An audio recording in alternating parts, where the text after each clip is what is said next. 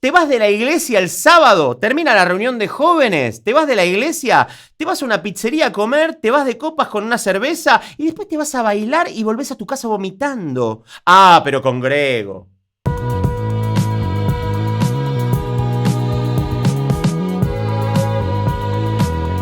Jesús es el que dijo, no temas, yo estaré contigo hasta el fin del mundo.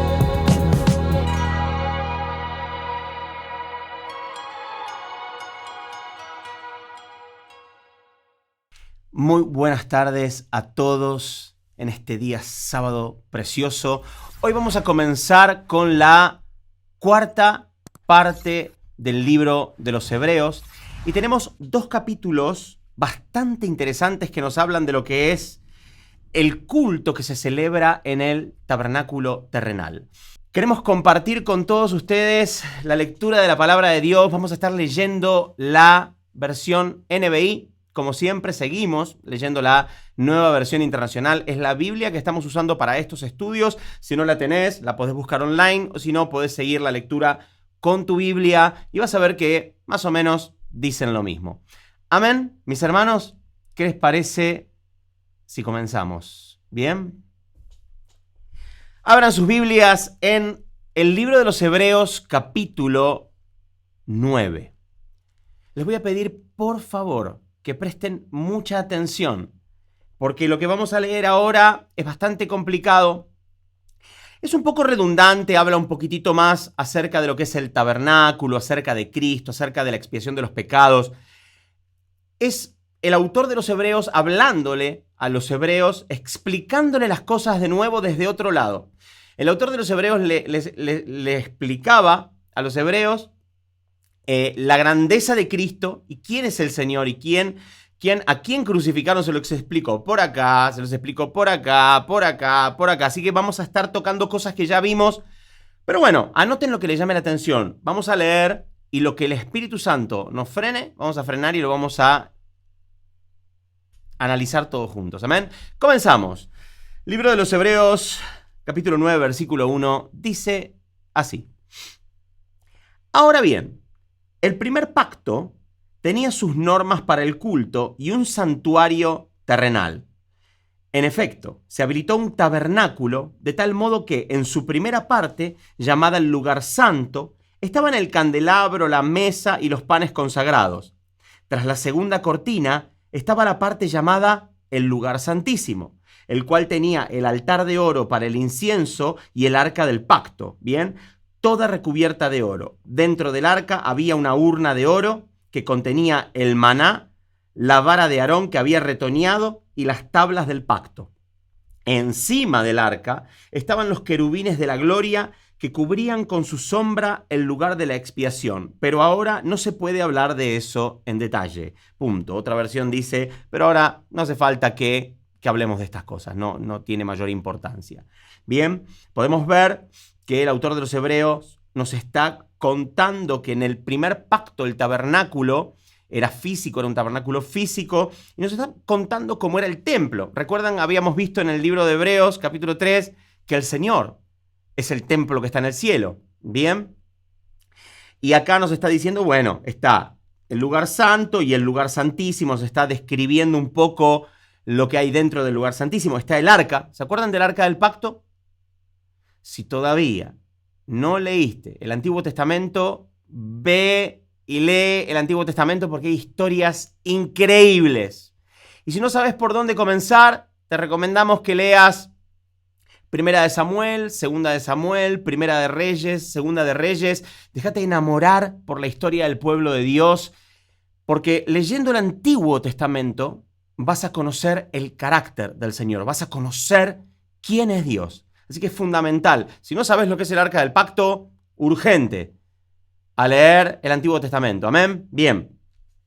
Dice que dentro del arca había una urna de oro que contenía el maná. ¿Se acuerdan el alimento que el Señor le daba a los israelitas cuando iban por el desierto? La vara de Aarón, que había retoñado, o sea, la vara de Aarón en 3 días, dio un retoño, 3 días. Y las tablas del pacto, ¿bien? Donde estaban los 10 mandamientos. Encima del arca estaban los querubines, eran 2 querubines que estaban así, que las alas se tocaban y debajo estaba el lugar de la expiación. Pero no es necesario, no hace falta que sigamos entrando en detalles con eso. Bien, seguimos. Versículo 6.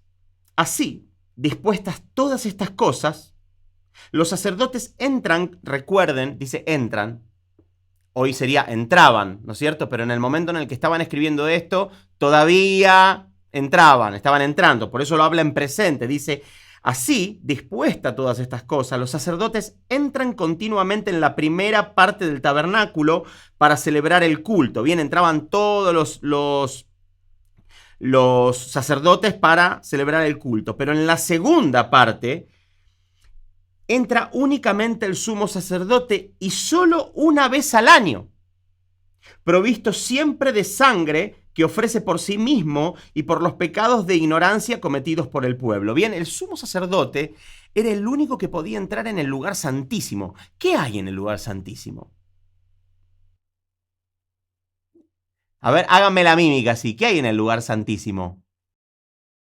La presencia de Dios. Bien. Solo el sumo sacerdote podría entrar al lugar santísimo donde estaba la presencia de Dios. ¿Y cuánto? Una sola vez al año. Bien.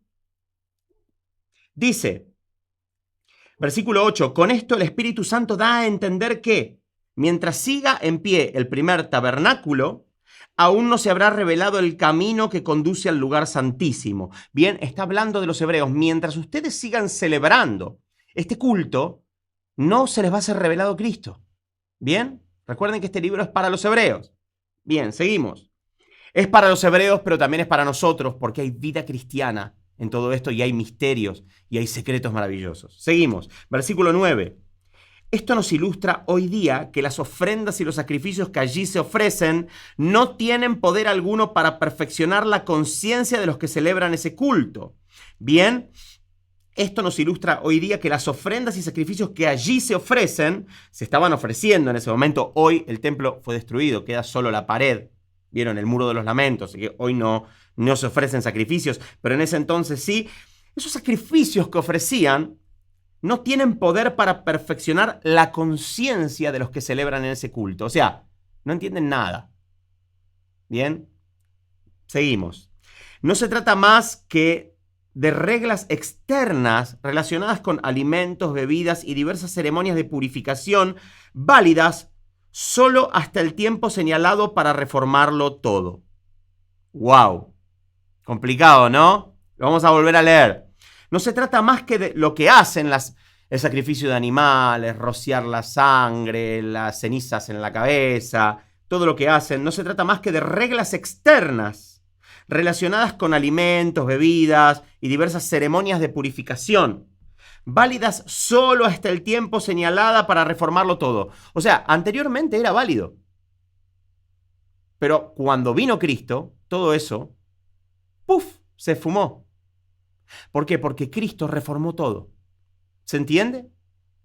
Ustedes lo entienden, pero la gente, que los israelitas, los judíos, los hebreos, ellos no, al no aceptar a Cristo, al no serles revelado Cristo, para ellos era muy importante esto. ¿Entienden? Y hoy por hoy sigue siendo de importancia para ellos. Si el templo estuviera construido, volverían a sacrificar animales. Pero eso era solo una sombra de lo que iba a venir. Cuando Cristo viene y reforma todo.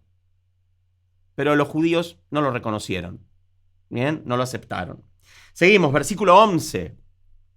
Cristo, fíjense, ¿de quién estaba hablando recién? Del tabernáculo.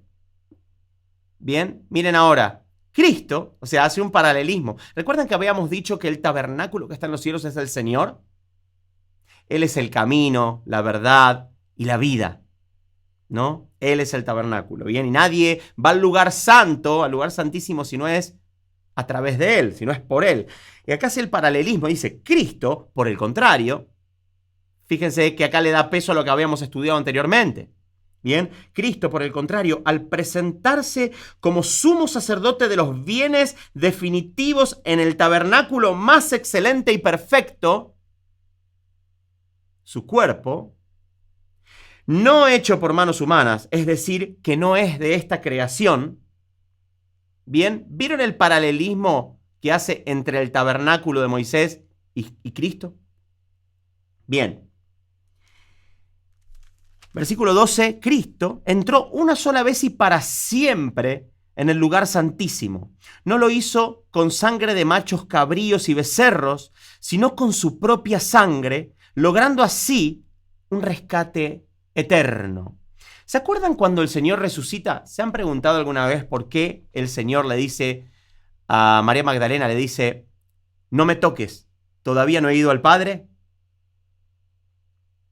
¿Se acuerdan de eso? Bueno, él todavía no había entrado en el lugar santísimo. Tenía que ir puro. ¿Bien? Tenía que presentarse con ese sacrificio. No hay más información al respecto, así que hasta ahí llegamos. Bien, dice, no lo hizo con la sangre de machos cabríos y becerros, sino con su propia sangre, logrando así un rescate eterno. Recuerden que los sacrificios que ofrecían los judíos eran de año a año. Bien, celebraban las Pascuas, que es cuando salía el pueblo de Israel, se sacrificaban, cuando salió el pueblo de Egipto, se sacrificaban animales y se ofrecían sacrificios de expiación de pecados por el pueblo. Se mataban animales todos los años. ¿Bien? Pero Jesús logró un rescate eterno para siempre. Versículo 13. La sangre de machos cabríos y de toros y las cenizas de una novilla rociadas sobre personas impuras las santifican de modo que quedan limpias por fuera. Bien, ¿qué hacían ellos?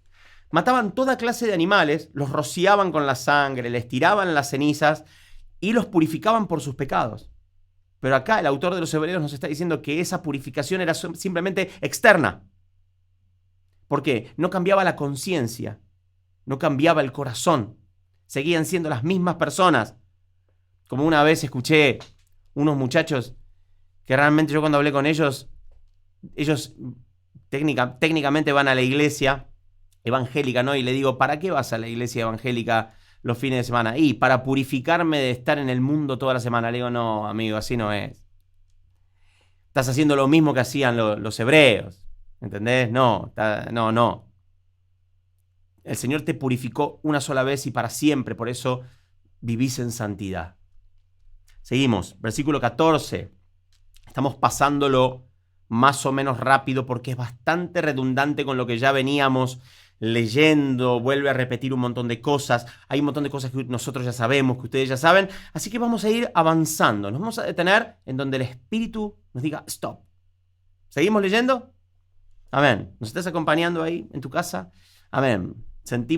Yo siento que más allá de que ustedes ven el video en diferido en otro día, al leer los comentarios de todos ustedes, yo siento realmente que estamos juntos, como si ustedes estuvieran acá con nosotros en este momento cuando nosotros estamos leyendo. Sé que no podemos abrir un Zoom para todas las personas, para las 3.000, 4.000 personas que están viendo los videos. Nos encantaría, pero sería muy difícil.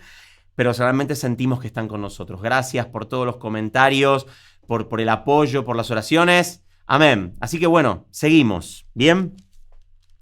Versículo 14. Si esto es así, bien, rebobinemos. Dice que todos estos sacrificios que hacían los santificaban de modo que quedaban limpios por fuera. Si esto es así, por fuera, ¿no? ¿Cuánto más la sangre de Cristo, quien por medio del Espíritu eterno se ofreció sin mancha a Dios, purificará nuestra conciencia de las obras que conducen a la muerte, a fin de que sirvamos al Dios viviente? ¿Qué pasa? Los sacrificios de animales te purificaban por fuera, pero vieron que yo les dije, cuando habla de la purificación por dentro, es tu conciencia. ¿Cuántos de ustedes, cuando recibieron a Cristo, cambiaron la manera de pensar? Mente nueva, metanoia, renovaron sus vidas, ¿no? Cambiaron sus vidas. El que era mentiroso ya no miente más. El que no amaba a sus enemigos, ama a sus enemigos, ¿no? ¿Cuántos de ustedes cambiaron realmente porque tuvieron un encuentro genuino con el Señor? Ese es el resultado del sacrificio de Cristo. Es una limpieza por dentro, no solo por fuera, sino también por dentro, porque Tu conciencia cambió, tu manera de pensar cambió, tu corazón cambió. Ya no sos la misma persona. Amén. Bien, por eso dice que cambió nuestra conciencia de las obras que conducen a la muerte, bien, a fin de que sirvamos al Dios viviente. ¿Cuántos de nosotros estábamos viviendo en obras que conducían a la muerte? Pero gloria a Dios que se ofreció una sola vez y para siempre para pagar nuestro rescate. Amén. Versículo 15. Por eso Cristo, Jesús, es mediador de un nuevo pacto, para que los llamados reciban la herencia eterna prometida, ahora que Él ha muerto para liberarlos de los pecados cometidos bajo el primer pacto. ¿Se entiende esto? A ver, viene hablando un poquito de lo que ya venimos estudiando, ¿no es cierto? Cristo, mediador de un nuevo pacto, el del pan y el vino, bien, su sangre derramada. ¿Para qué? Para que vos recibas la herencia prometida. Dice, ahora que Él ha muerto, o sea, Él pagó por vos, murió en esa cruz para liberarte de los pecados cometidos bajo el primer pacto. Recuerdan que la ley exponía el pecado.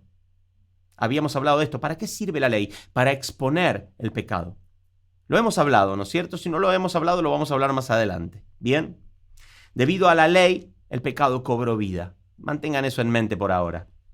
Bien, versículo 16.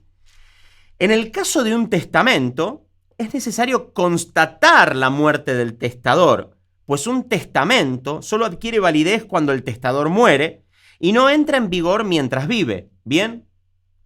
Si hay una herencia, para que haya una herencia, tiene que haber muerto el testador. Bien, si no, no hay herencia. Bien. De ahí que ni siquiera el primer pacto se haya establecido sin sangre. Después de promulgar todos los mandamientos de la ley a todo el pueblo, Moisés tomó la sangre de los becerros junto con agua, lana, escarlata y ramas de hisopo y roció el libro de la ley y a todo el pueblo. ¿Ustedes se imaginan a Moisés agarró todo con agua y con sangre? Con agua y con sangre roció todo el pueblo, roció el libro de la ley, roció el tabernáculo, roció todo con sangre. Cubrió todo con la sangre de los animales, ¿bien?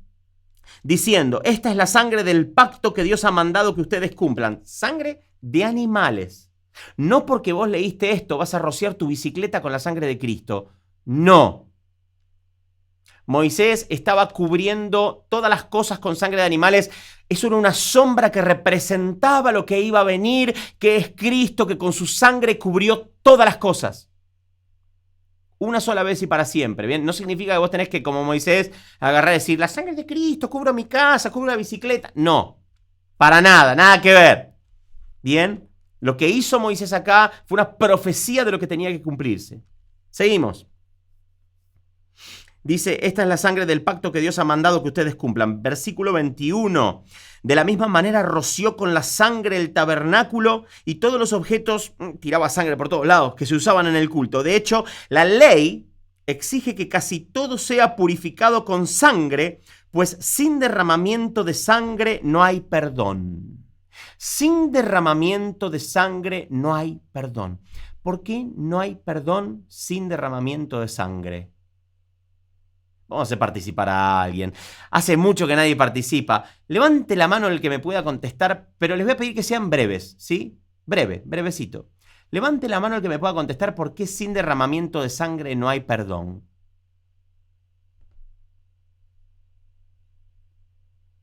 Vamos a hacer una cosa que nunca hicimos. ¿Ok? Belu, vení. Va a venir mi esposa. Se me va... A ver, acércate por acá, vení, así no se me va al fondo de la Antártida. Vení. ¿Por qué sin derramamiento de sangre no hay perdón? Porque Romanos 6:23 dice que la paga del pecado es muerte. Muy bien. O sea que, gracias. O sea que alguien tiene que morir por ese pecado. ¿Pecaste? Alguien tiene que morir. Sin derramamiento de sangre no hay perdón de los pecados. Para que ustedes lo entiendan, en aquella época, ¿no? Vos tenías una ovejita preciosa, como yo tengo una ovejita que se llama Copito, ¿no? Un corderito hermoso, sin mancha, bello. Y lo queremos un montón a Copito, ¿no? Todos los chicos acá de la iglesia conocen a Copito. Imagínense que por mi pecado yo tenga que llevar a Copito para que lo maten. ¿Bien? Copito hubiera sido responsable en esa época por mis pecados y él hubiera muerto en mi lugar. Pero eso tenía que hacerlo todos los años. Jesús lo hizo una sola vez y para siempre se ofreció a sí mismo. ¿Bien? El derramamiento de sangre de Jesús pagó tus pecados, los pasados, los presentes y los que vas a cometer, porque somos pecadores. Pero cuidado, pecamos, pero no practicamos el pecado. Pecaste, viste una mujer y adulteraste con tu mente, pedí perdón, sos pecador, pero no estás todo el tiempo mirando mujeres. Tropezaste, viste algo en internet que no tenías que mirar, arrepentite, no lo hagas más, pero no estás todo el tiempo buscando en internet cosas malas para mirar. ¿Se entiende? Somos pecadores, somos criaturas caídas, pero no practicamos el pecado, no estamos todo el tiempo haciendo lo mismo, nos arrepentimos, tenemos luchas, batallas. Por eso el Señor le dijo a Pedro, el que ha sido lavado solo necesita lavarse los pies. Nosotros fuimos lavados por la sangre del Señor, pero tenemos que limpiarnos los pies porque vivimos en un mundo caído. ¿Bien? ¿Por qué limpiarte los pies? Porque en el caminar, en esta vida de peregrino que tenemos, en algún momento te ensucias los pies. Bien, por eso es bueno confesarle los pecados al Señor, arrepentirse a tus hermanos, contarle tus pecados, contarse los pecados los unos a los otros. El Señor nos perdona, ¿sí? Pero no peques más. ¿Qué le dijo el Señor a la mujer adúltera cuando estaban todos los fariseos con las piedras? Vete y no peques más. ¿Qué le dijo el Señor al ciego cuando lo sanó? Le dijo, vete y no peques, no sea que vuelva a pasarte algo peor, o que te suceda algo peor. Bien, nosotros no practicamos el pecado. Podés tropezar. No podés tropezar, tropezás. Y hay del que haga tropezar a uno de estos pequeños que creen en mí, dijo el Señor, pero no practicamos el pecado. Una debilidad la puede tener cualquiera, porque dice la palabra que el que se crea fuerte, fíjese que no caiga.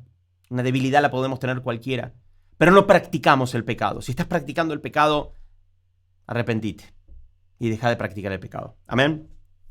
Bien, o sea, sin derramamiento de sangre no hay perdón. O sea, que Jesucristo derramó esa sangre en tu lugar. Amén. Seguimos. Versículo 23. Así que era necesario que las copias, fíjense esto, copias. ¿Copia qué es? Copia es que no es original. Copia es que no es original. Bien. Así que era necesario que las copias de estas realidades celestiales fueran purificadas con esos sacrificios, pero que las realidades mismas lo fueran con sacrificios superiores a aquellos. Me imagino que con la mente de teólogos que están desarrollando en este momento, esto lo acaban de entender. Me imagino que el versículo 23 lo entendieron así. Háganme así o así. No mientan, que es pecado. Era necesario que las copias de estas realidades celestiales fueran purificadas con esos sacrificios. Son copias. Lo que hacían ellos era una copia, ¿no? Pero las realidades mismas, ¿bien? O sea, el perdón de los pecados lo fuera con un sacrificio superior. Por eso Dios mismo tuvo que venir. ¿Por qué Dios tuvo que hacerse carne y morir en la cruz? ¿Podría alguna otra persona buena haber muerto por todos nosotros? No. ¿Por qué? Porque el único dueño de la vida es Dios y el único que puede dar la vida es Dios. Vos no podés dar tu vida porque tu vida no es tuya. Tu vida es de Dios. Pero si Dios da su vida, es su vida, es de Él, tiene valor. ¿Se entiende? Por eso el sacrificio es superior, porque Dios dio su propia vida en esa cruz. Versículo 24. En efecto, Cristo no entró en un santuario hecho por manos humanas, simple copia del verdadero santuario, sino en el cielo mismo, para presentarse ahora ante Dios en favor nuestro. ¿Se acuerdan que les dije cuando el Señor María Magdalena dijo, no me toques, todavía no fui al Padre? Todavía no había entrado en el lugar santísimo. Llevaba la sangre. Bien, a ver, simbólico, mis hermanos, pero había todo un proceso de purificación. Bien, Jesús cumplió la ley. A propósito, y les voy a decir una cosa. Si llegaste hasta acá, te dejamos este regalito, porque muchas personas cerraron antes el video, pero si vos seguiste hasta acá, te dejamos este regalito.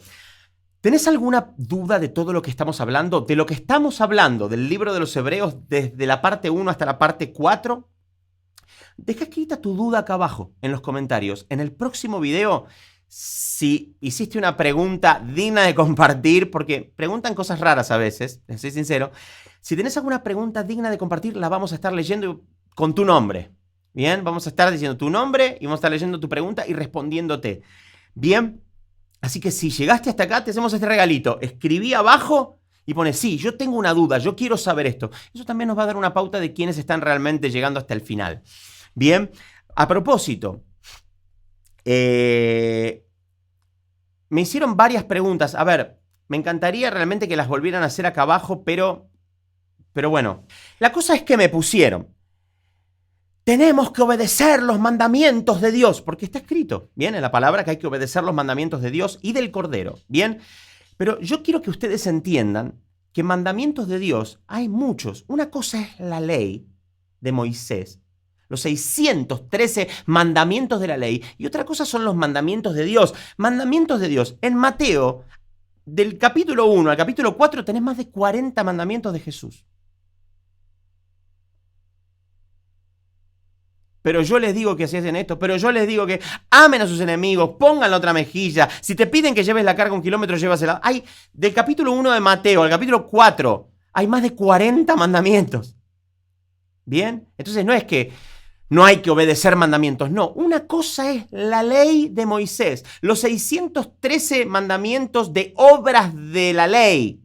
Y otra cosa son los mandamientos de Dios. Son dos cosas diferentes. ¿Bien? ¿Se entiende? Eso por un lado. Por otro lado, en el capítulo anterior, en la parte 3, en el video anterior, dijimos que la ley era inútil e ineficaz y que quedaba abolida. Y me escribieron, ¿pero cómo? Si Jesús dijo, yo no he venido a abolir la ley, sino a darle cumplimiento. Estos son los tipos de preguntas que yo quiero responder, ¿bien? Porque mucha gente me dijo, pero Jesús dijo, yo vengo a darle cumplimiento, no vengo a abolir la ley. ¿Cómo que está abolida la ley? Se cruzan los pensamientos. Gente, se los expliqué 1000 veces. Jesús, ¿qué dice? He venido ¿a qué? A darle cumplimiento. Jesús vino a darle cumplimiento a la ley. Jesús cumplió la ley de Moisés en absoluta perfección. Por eso Jesús dijo, les aseguro que ni una tilde ni una coma pasarán hasta que todo sea cumplido. ¿Bien? Porque Él vino a cumplir la ley. Él cumplió la ley por nosotros. Él cumplió la ley. Es imposible que vos cumplas la ley. Solo Dios podía cumplir la ley. ¿Bien? No significa que tenés que obedecer la ley de Moisés porque Jesús dijo, vine a darle cumplimiento. No, Jesús te está diciendo y le estaba diciendo a los religiosos de la época, yo vine a cumplir la ley porque ustedes no pueden. Ese es el mensaje. Pero claro, te tenés que poner los anteojos de Jesús para leer la palabra de Dios. ¿Bien? ¿Entendieron esto? Si vos tenés preguntas de este tipo que te generan así dudas, hacé tu pregunta acá abajo. Nos va a ayudar muchísimo que escribas. Y aparte vamos a estar felices y contentos de responderte. Para que veas que realmente te amamos. Te amamos y realmente es como si estuviéramos juntos leyendo esto. Bien, quiero hacerlos parte de estas reuniones de la mejor forma que puedo y respondiéndole a las preguntas. Yo creo que es una manera maravillosa. Bien, hagan sus preguntas acá abajo. Ponle pausa al video ahora. Mira, me quedo congelado. Ponle pausa. Y anda a escribir acá abajo tu pregunta. ¿Ven? Me quedo pausa de nuevo. Bien. Ok. Si no estás suscrito, suscríbete. Gloria a Dios. Bueno, ¿en qué versículo estábamos? Versículo 24. Bien. Bien, ¿dónde estábamos? ¿24? 25. Vamos a leer el 25. Dice, me fui, perdón. Versículo 25. Ni entró, Jesús, ni entró en el cielo para ofrecerse vez tras vez como entra el sumo sacerdote en el lugar santísimo cada año con sangre ajena. Claro que no. Si así fuera, Cristo habría tenido que sufrir muchas veces desde la creación del mundo. ¿Se imaginan todos los años? ¿Sacrificarlo a Cristo en la cruz? No, amigo, no, una sola vez. Al contrario, ahora, al final de los tiempos, se ha presentado una sola vez y para siempre, a fin de acabar con el pecado mediante el sacrificio de sí mismo. Y así como está establecido que los seres humanos mueran una sola vez y después venga el juicio, o sea, no hay reencarnación, los seres humanos mueren una sola vez, o sea, viven una sola vez, por eso mueren una sola vez, y después viene el juicio. También Cristo fue ofrecido en sacrificio una sola vez para quitar los pecados de muchos y aparecerá por segunda vez. Miren qué maravilla esta promesa. ¿Cuántos dicen amén, hermano? Grita aleluya. Dile al hermano que tienes al lado, amén, el Señor va a aparecer por segunda vez. Bueno, y aparecerá por segunda vez. Wow. Ya no para cargar con pecado alguno, sino para traer salvación a quienes lo esperan. ¡Wow! ¿Cuántos de ustedes dijeron, aleluya, amén? Hay una señora ahí en YouTube que dijo, gloria a Dios. Pero presten atención a esto. Acá también hay una condición.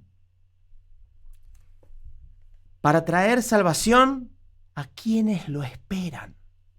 ¿Estás esperando al Señor? ¿Estás esperando la venida del Señor? ¿O estás viviendo tu vida? ¿Estás planificando tu futuro dentro de acá 5 años?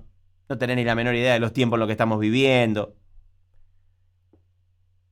¿Estás esperando al Señor? ¿Estás atento a las señales? ¿De verdad? ¿O estás sumido en un sueño profundo viviendo tu mejor vida hoy? Tené cuidado. Dichoso aquel siervo a quien cuando su Señor regrese lo encuentre haciendo lo que tiene que hacer. Cuidado con el aceite en la lámpara. Cuidado, no sea que seas una virgen imprudente y no tengas aceite en tu lámpara. Porque las 10 vírgenes estaban esperando al Señor. No es que, ay, pobrecito, sí, las 5 vírgenes imprudentes son mundanos. No. Las 10 vírgenes sabían que el Señor iba a venir. Las 10 vírgenes y 5 fueron imprudentes. Cuidado con el aceite.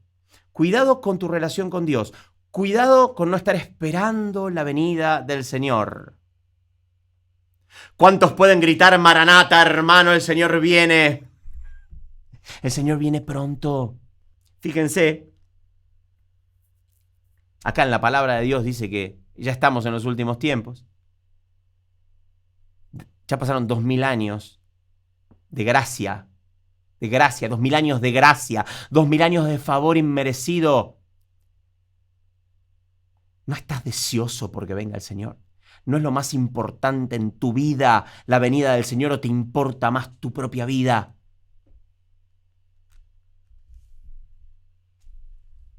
Cristo viene a traer salvación a quienes lo esperan, no a quienes están viviendo su mejor vida hoy. ¿Cuántos dicen amén? Pasemos al capítulo 10, mis hermanos. Seguimos avanzando en este libro glorioso. Y dice así: la ley es solo una sombra de los bienes venideros y no la presencia misma de estas realidades. Vuelvo a repetir, me imagino que los teólogos que están estudiando la palabra con nosotros están entendiendo esto. ¿Tengo que explicarlo, mis hermanos? La ley es solo una sombra. ¿De qué? De Cristo. La ley es una sombra. ¿Bien? O sea, ¿qué es una sombra? Cuando una persona viene caminando, ¿no? Vos ves la sombra y después viene la persona, ¿no? Supongamos que el sol está Vamos a hacer un escenario ideal, ¿no? El sol está atrás, la persona viene caminando, vos estás llegando a la esquina y ves primero la sombra y después aparece la persona. Primero la ley es solo una sombra de los bienes venideros. Es solo una sombra de lo perfecto. ¿Bien? Y no la presencia misma de estas realidades. La ley no era la persona de Cristo. Cristo es la realidad eterna de todas las cosas, ¿bien? Por eso nunca puede la ley, mediante los mismos sacrificios que se ofrecen sin cesar año tras año, hacer perfectos a los que adoran, ¿bien? Eran gente que estaba adorando, pero no eran perfectos. No los perfeccionaban, porque los limpiaba por fuera, no por dentro. Seguimos, versículo 2. De otra manera, no habrían dejado ya de hacerse sacrificios, pues los que rinden culto, purificados de una vez por todas, ya no se habrían sentido culpables de pecado. Oh, pero ahí, si vos estás ahí, si vos sos un practicante de la ley, ¿no? Hoy, no sé si hay practicantes, no sé mucho del pueblo judío de hoy, pero en esa época, bien, fíjense que todos los años pecaban y tenían que ofrecer sacrificio todos los años por sus pecados. Si el sacrificio con animales hubiera sido perfecto, no tendrían que haber todos los años otra vez perdón por los pecados, otra vez perdón por los pecados. Hubieran dejado de pecar. Hello. Hubieran dejado de pecar, como dejaron de pecar todos ustedes. ¿Cuántos dicen amén, mi hermano? Hubieran dejado de pecar. Pero esos sacrificios son un recordatorio anual de los pecados, ya que es imposible que la sangre de toros y de los machos cabríos quite los pecados. Por eso, al entrar en el mundo, Cristo dijo, y acá hace un llamado al Salmo 40, del 6 al 8, dice, a ti no te complacen sacrificios ni ofrendas, ¿no? Al Señor. En su lugar me preparaste un cuerpo, el Señor, el cuerpo del Señor. No te agradaron ni holocaustos ni sacrificios por el pecado. Por eso dije, aquí me tienes. Como el libro dice de mí, he venido, oh Dios, a hacer tu voluntad. ¿Se acuerdan el Señor en Getsemaní antes de la crucifixión? Llorando, derramando lágrimas de sangre, que se le presenta un ángel porque estaba muy angustiado. Y dice, Señor, si puedes, aparta de mí esta copa. Porque Él había venido a hacer la voluntad del Padre y la voluntad del Padre era que Él era el sacrificio por los pecados. A ver, Cristo no estaba derramando gotas de sangre y con miedo porque le iban a pegar o lo iban a crucificar. No. Cristo estaba angustiado porque iba a ser la primera vez en la vida que Él iba a cargar el pecado, que iba a tener pecado. La simple idea, porque ¿qué pasa? El pecado te aparta de Dios. La simple idea de cargar con el pecado de la humanidad y de estar apartado del Padre lo angustiaban al máximo. Cristo derramaba lágrimas de sangre porque su pecado, porque el pecado tuyo lo iba a apartar del Padre. Y vos seguís ahí matando muñecos con la PlayStation. A algunos siempre le damos, tac. ¿No? Alguno, como otro cuando dije que con el fútbol era idolatría, que las motos son idolatría, me dijo, tocaste las motos y me diste. Hoy le pegamos a la Play. ¡Ta! Estás matando gente ahí con la Play. Mataste en tu corazón.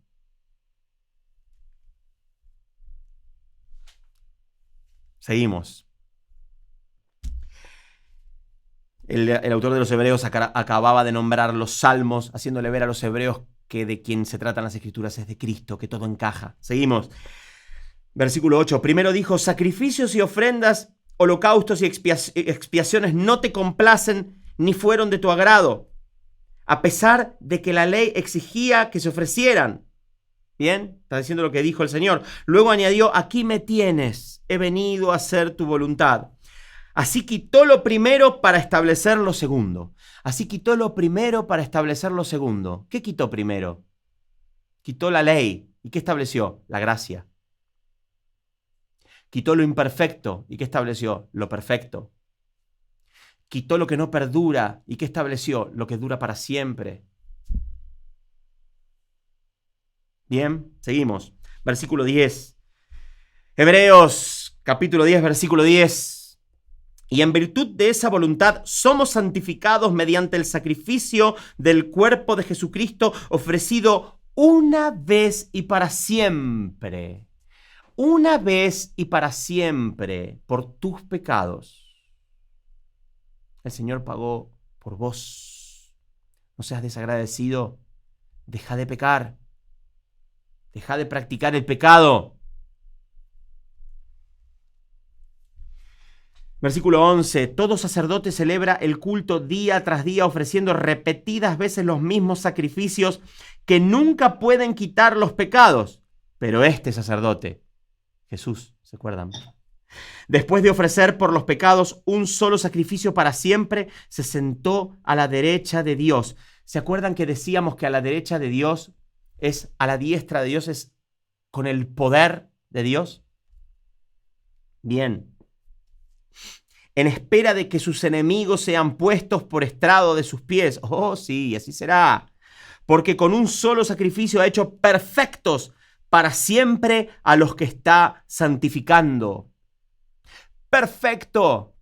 El Señor te hizo perfecto de su agrado.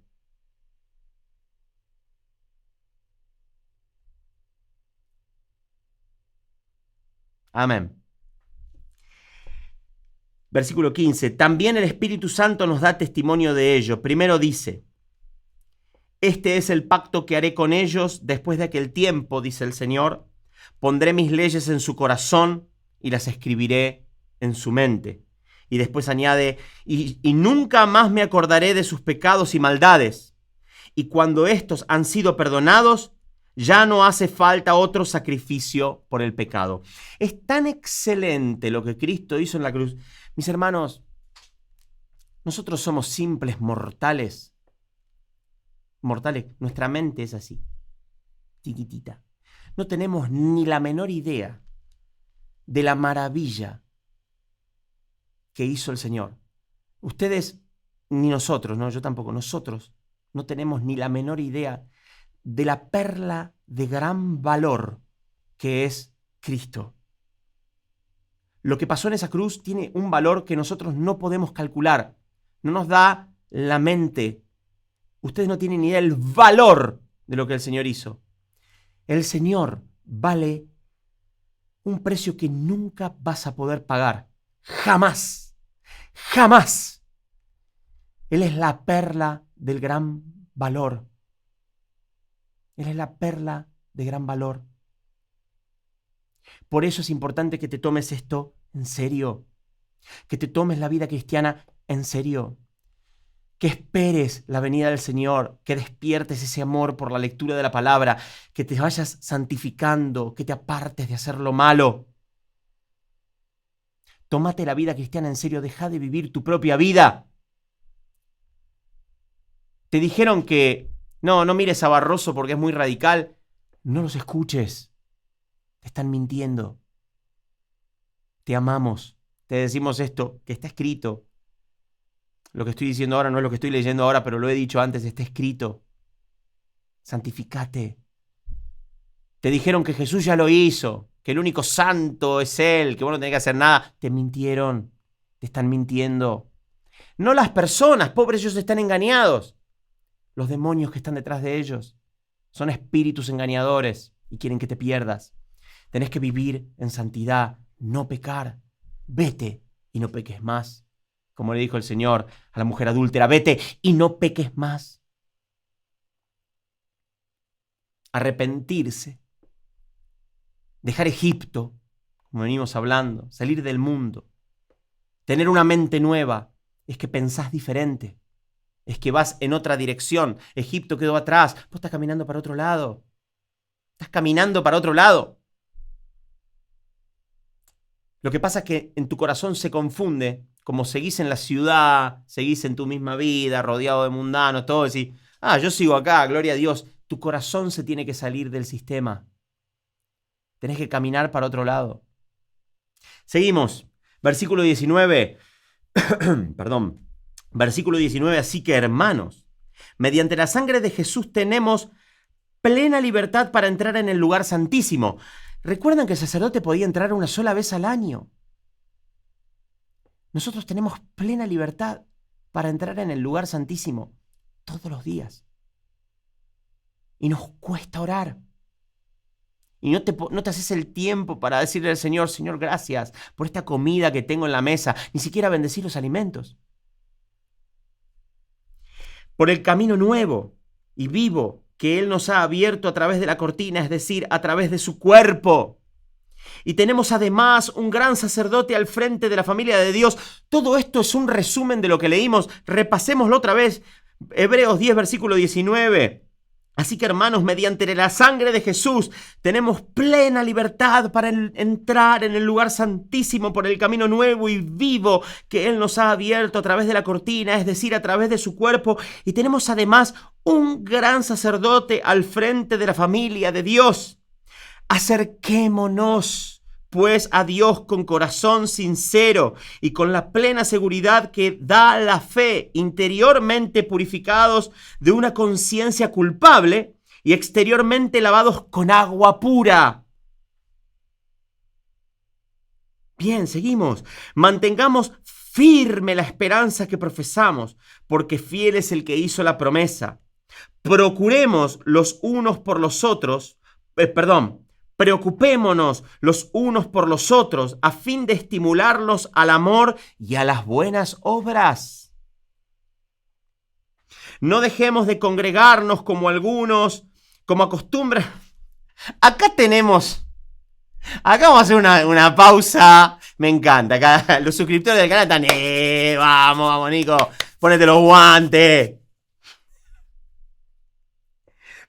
Versículo 25. No dejemos de congregarnos como acostumbran hacerlo algunos, sino animémonos unos a otros y con mayor razón ahora que vemos que aquel día se acerca. Esto no tiene nada que ver con ir a sentarte a la iglesia evangélica. No dejemos de congregarnos como algunos tienen por costumbre. Es un grito de guerra evangélico. No dejen de congregarse, está faltando a la iglesia. No dejes de congregarte, dice la palabra de Dios. Esto no tiene nada que ver con ir a sentarte a la iglesia evangélica. Primero, punto número 1. Después sacan estos fragmentos y los ponen en un video, ¿viste? Primero, punto número 1. ¿Me querés decir dónde está la iglesia evangélica en el libro de los Hebreos? No, porque tenés que leer en contexto. Bueno, buenísimo, maravilloso. Vamos a leer esto en contexto. Vamos a tomar el versículo de no dejen de congregarse en contexto. Primero, el autor le está hablando a los hebreos y nos está contando acerca del tabernáculo celestial, de la gloria y la majestad de Cristo, del sacrificio que Él hizo por nosotros en la cruz, y dice, teniendo todas estas maravillas, siendo que el Señor pagó por tu vida, mis hermanos, no dejen de estar juntos. Como algunos tienen por costumbres que se alejan, pero no de la iglesia evangélica, de los hermanos. La palabra congregarnos acá en griego es episunagoge, y significa estar juntos, estar reunidos, con una misma mente y un mismo sentir, estar cerca. Como las brasas del carbón, ¿no? Cuando estás en la parrilla y estás haciendo un asado.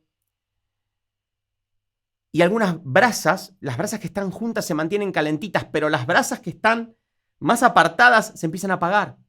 Eso es lo que te está queriendo decir. Mantenete cerca de tus hermanos. Acá el versículo no dice, anda a la iglesia evangélica. Leamos en contexto, gente.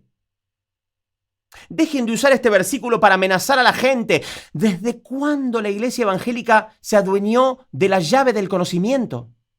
¿Quién les dio a ustedes el absoluto don de la verdad? Lo único que hacen es repetir la conducta de los fariseos, hipócritas. Lávense no solo por fuera en el culto los fines de semana, sino también por dentro. Cambien su corazón desarrollen una conciencia libre de pecado. Porque ¿sabes lo que pasa? Muchos evangélicos, bajo el grito de guerra de no dejen de congregarse. Ah, pero congrego. Ah, pero congrego. El otro día estábamos haciendo una broma con mis hermanos, ¿no? Porque por Semana Santa, ¿no es cierto? La gente pretende justificarse en una semana, la Semana Santa, ¿no? Ah, pero no como carne, dice. Hacen un montón de cosas, se la pasan chismoseando, todo el año chismoseando, hablando mal de los demás, mirando pornografía, robando, mintiendo. Ah, pero no como carne. Y esto es lo mismo. Te vas de la iglesia el sábado, termina la reunión de jóvenes, te vas de la iglesia, te vas a una pizzería a comer, te vas de copas con una cerveza y después te vas a bailar y volvés a tu casa vomitando. Ah, pero congrego. Yo no hago eso, pero hay muchas personas que sí, dentro de tu institución religiosa, porque al pastor no le importan las ovejas, porque es un asalariado. Al asalariado no le importan las ovejas. Ah, pero congrego. Te la pasás chismoseando en la iglesia. Mira a la hermana, mira cómo vino vestida, no es una manera para venir al culto. Ah, pero congrego. Buscaste remedios mágicos en el mundo. Ah, pero congrego. No confías en Dios. Ah, pero congrego. Puedo seguir. Puedo seguir. Si abro el micrófono y le doy a los hermanos, ¿siguen ellos también? Mucha gente me escribe y me dice, ay, no sé qué hacer porque la palabra dice que no dejemos de congregarnos y no encuentro ninguna iglesia de sana doctrina. Busco por el barrio, busco por acá, busco por allá y no la encuentro, no encuentro una iglesia de sana doctrina y la palabra dice no dejen de congregarse. Pero ¿desde cuándo la palabra dice no dejen de congregarse con evangélicos? ¿Dónde dice acá no dejen de congregarse en la iglesia evangélica? Discúlpame, pero el testigo de Jehová piensa lo mismo de congregarse. El católico piensa lo mismo de congregarse. Y cualquiera de ellos te puede pegar el mismo grito de guerra. No dejes de congregarte. No, mis hermanos. Congregarse, episunagoge, estar juntos. No dejen de estar juntos, mis hermanos. ¿Por qué? Porque necesitas a tus hermanos cerca. Yo le doy gloria a Dios por los hermanos que el Señor puso en mi vida. Bien. Porque a ustedes les encanta decir, sacaste eso de contexto, el diezmo es bíblico. No, mis hermanos, ustedes sacan las cosas de contexto. Cuando le enseñan a la gente que un versículo es una doctrina. Hipócritas. Me saco los guantes, ya está, vamos a seguir leyendo. Hasta ahí, podría seguir. Vamos a enfocarnos en Hebreos. Pero es importante. Me agarra celo por la casa del Señor. Es celo por tu alma, porque te están mintiendo. No dejemos de estar juntos, mis hermanos. Versículo 25, no dejemos de episunagoge, de estar juntos, como acostumbran a hacerlo algunos. ¿Por qué? Porque hacen cualquiera, mis hermanos. Nosotros nos vemos los miércoles, los fines de semana, y si pudiéramos vernos más, no veríamos más. Bien, si no, animémonos unos a otros. ¿A qué? A leer la palabra de Dios, a mantenernos en oración, a ayunar juntos, a establecer metas de santidad, a confesarnos nuestros pecados. Animémonos a seguir adelante con esta carrera, con la carrera de la fe. Ahora que vemos que aquel día se acerca, preocúpate por tu hermano que tenés al lado, preocúpate por su corazón, por su alma. Congregarse es estar juntos, no ir a la iglesia evangélica. Listo, ahora sí. Bien, versículo 26. Si después de recibir el conocimiento de la verdad, si después de recibir el conocimiento de Jesús, podremos reemplazar la palabra verdad por Jesús. Si después de recibir el conocimiento de Jesús, pecamos obstinadamente, para todos los que estaban diciendo, sí, no pasa nada. Mirá, te lo está diciendo la palabra de Dios, no te lo está diciendo Nicolás Barroso. Si después de recibir el conocimiento de la verdad, pecamos obstinadamente, ya no hay sacrificio por los pecados. Pero ¿cómo, Nicolás? ¿No dijiste que Jesús pagó mi pecado una sola vez y para siempre, por los pasados, por los presentes y por los futuros? ¿Cuántas veces tengo que pecar para que el Señor no me reciba? Una. No ames a tu hermano, vas a ver qué bien que te va.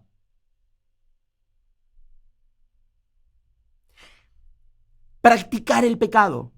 No practicar el pecado es lo que te está diciendo la palabra. No practiques el pecado. Si practicas el pecado, o sea, si pecamos obstinadamente, la palabra obstinadamente, ahí está ahí, ya no hay sacrificio por los pecados, o sea, de nada te sirve Cristo. Si pecas todo el tiempo, de nada te sirve Cristo. Nico habla hoy. Bien, versículo 27, solo queda una terrible expectativa de juicio. El fuego ardiente que ha de devorar a los enemigos de Dios. No, la salvación no se pierde. Bueno, peca obstinadamente, vas a ver cómo te va. ¿Es que ustedes no tienen temor de Dios? Yo realmente me pregunto, está tan clara la palabra de Dios. Está tan clara la palabra de Dios. ¿No la leen? ¿No la entienden? Solo queda una terrible expectativa de juicio. Vamos de vuelta, vamos un poquito para atrás. Escuchen, ¿está hablando de los mundanos acá?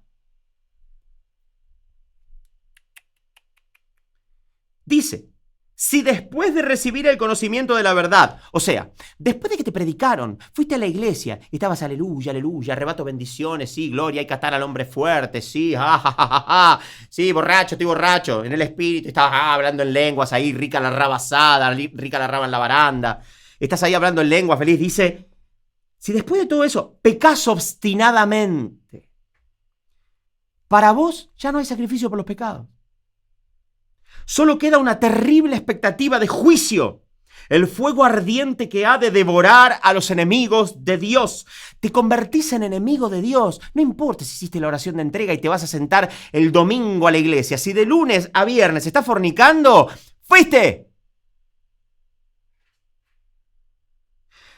Miren esto. Dios es justo. Versículo 28. Cualquiera que rechazaba la ley de Moisés moría irremediablemente por el testimonio de 2 o 3 testigos. ¿Cuánto mayor castigo piensan ustedes que merece aquel que ha pisoteado al Hijo de Dios, que ha profanado la sangre del pacto por la cual había sido santificado y que ha insultado al Espíritu de la gracia?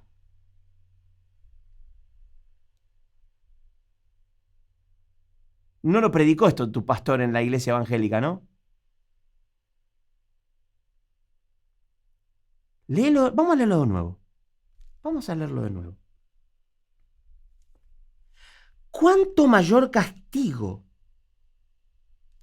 piensan ustedes que merece el que ha pisoteado al Hijo de Dios? ¿Está hablando del mundano? No. Bueno, sí. ¿Me explico? El que ha profanado la sangre del pacto por la cual había sido santificado y que ha insultado al Espíritu de la gracia. Nicolás, dice la palabra de Dios que ninguna condenación hay para los que están en Cristo. Pues si vos estás pecando obstinadamente, no estás en Cristo. Y te espera una terrible condenación. Pero como siempre digo, ¿para qué hacemos estos videos? Para que te arrepientas. Te podés arrepentir. Deja de pecar. Tu pastor te dijo, no pasa nada, Jesús ya lo hizo. No, te mintieron. Bueno, el Señor te está mostrando este video. Lo que yo estoy hablando es palabra de Dios. Es Dios hablándote, no es Nicolás Barroso. No es que yo sea Dios. ¿Me explico? Estoy leyendo la palabra de Dios, palabra de que salió de la boca de Dios. No solo de pan vive el hombre, sino de todo lo que sale de la boca de Dios. Es Dios el que te está confrontando acá, no Nicolás Barroso. Tenés que aprender a darte cuenta que el que estoy leyendo, que el que está leyendo es un hombre, pero las palabras que estoy leyendo son de Dios. Esto no es un chiste, como diría un hermano mío. Esto no es un chiste.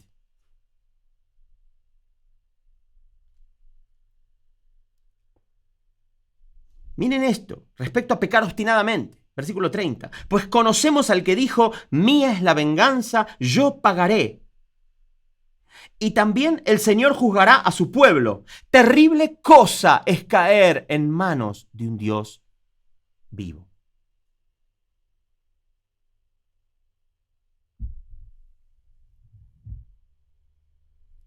¿Saben qué me da tristeza? Estoy leyendo esto, ¿no? Pues conocemos al que dijo, mía es la venganza, yo pagaré, hablando del pecado de tu alma.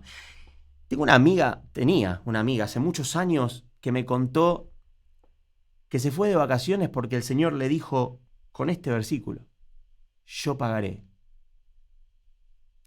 Y por eso se fue de vacaciones sabiendo que Dios le iba a costear el viaje. Así es como leen la Biblia ustedes. Pero eso tiene que cambiar. Hoy. Hoy.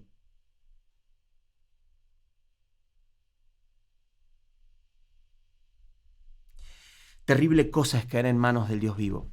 No sea que hayas hecho una oración de entrega, estés yendo a la iglesia los fines de semana, pero de lunes a viernes estés viviendo como un demonio.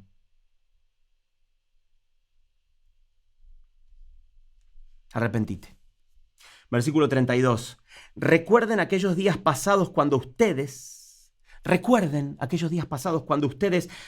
de haber sido iluminados, sostuvieron una dura lucha y soportaron mucho sufrimiento. Bien, ¿cuántos de ustedes, mis hermanos, que les predicamos el Evangelio, empezaron a sostener una lucha, ¿no? Algunos en la familia, otros cosas más sociales, otros en el trabajo, otros, ¿no? Recuerden aquellos días cuando ustedes, después de haber sido iluminados, sostuvieron una dura lucha y soportaron mucho sufrimiento. Unas veces se vieron expuestos públicamente al insulto y a la persecución, otras veces se solidarizaron con los que eran tratados de igual manera. También se compadecieron de los encarcelados y cuando a ustedes se les confiscaron sus bienes, fíjense lo que eran los cristianos de esa época, lo aceptaron con alegría, conscientes de que tenían un patrimonio mejor y más permanente. ¿Bien? ¿En dónde? En el cielo. Tesoros en el cielo. Así que no pierdan la confianza, porque ésta será grandemente recompensada. Mis hermanos, no bajen los brazos. No pierdan la confianza en el Señor. Esa confianza va a ser grandemente recompensada. Ustedes necesitan perseverar. Ahí hay una palabra, perseverar. Para que después de haber cumplido la voluntad de Dios, para que después de haber hecho una oración de entrega, para que después de haber ido a la iglesia los fines de semana, no, dice, para que después de haber cumplido la voluntad de Dios, reciban lo que Él ha prometido. Pues dentro de muy poco tiempo, el que ha de venir vendrá y no tardará. Te lo digo cerca del micrófono. Y no tardará. Pero mi justo vivirá por la fe. Y si se vuelve atrás, no será de mi agrado. Mis hermanos, pero nosotros no somos de los que se vuelven atrás y acaban por perderse, sino de los que tienen fe y preservan su vida. Un llamado a preservar tu propia vida.